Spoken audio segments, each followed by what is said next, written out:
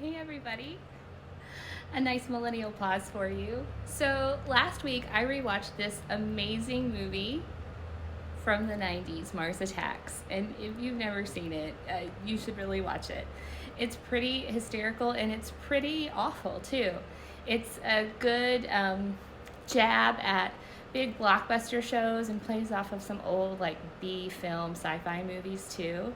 And it has all these really famous people in it. Like, I don't know if you can tell, but this is Sarah Jessica Parker right here. And down here I've got Pierce Brosnan and Danny DeVito and Jack Nicholson and Glenn Close, and Annette Bening is like behind me. But anyways, and Tom Jones is in it as well, and Jack Black before he was really Jack Black.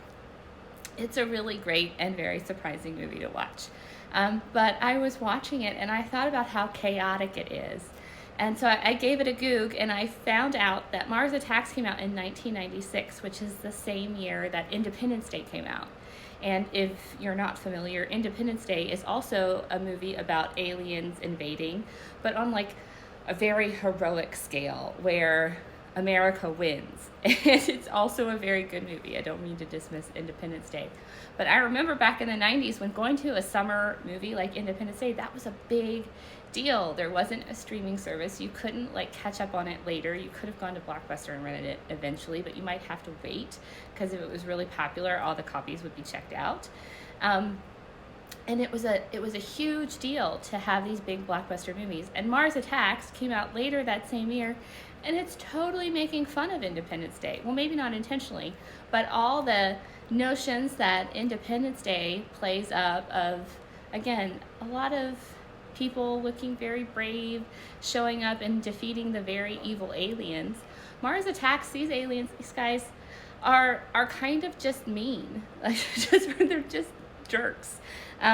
What's this guy's name? I just came across this great article on Collider just from last year by Tom Ryman, where he talks about the gem of Mars Attacks and how much fun it is to watch and how awful these guys are. But I think it was Anne Lamott who said that when she starts to get anxious, her brain starts to sound like the aliens from Mars Attacks because all they can say is ack.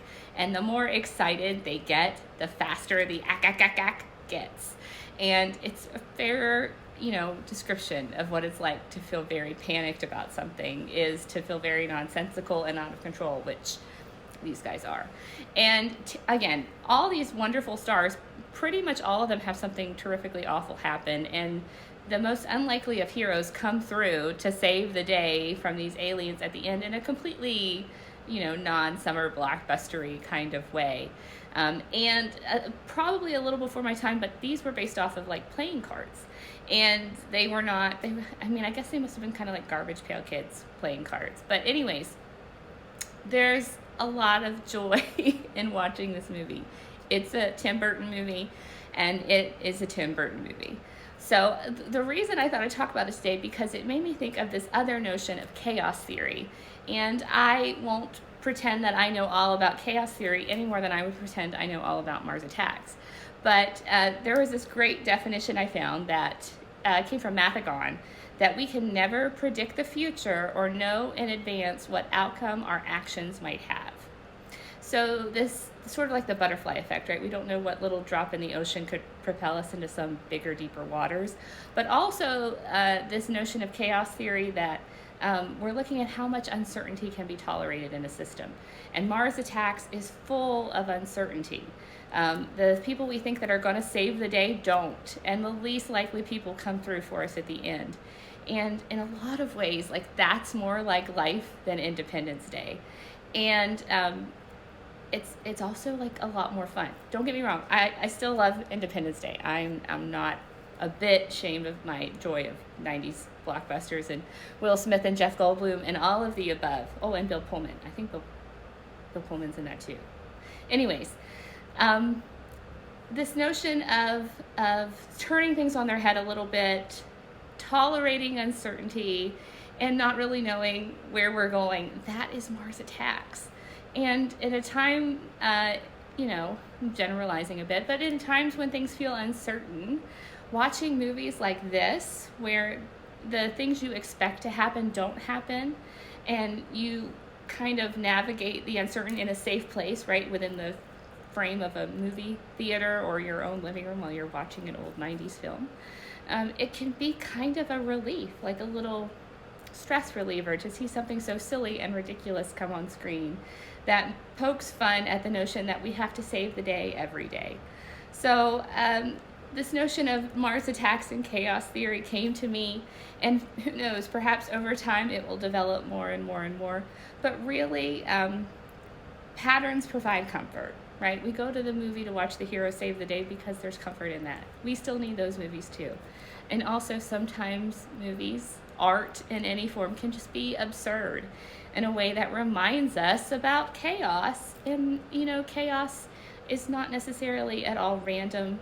It's just a pattern that we can't recognize yet. Mars Attacks, again, came out in '96. And if you, Ryman in his article talks about Deadpool.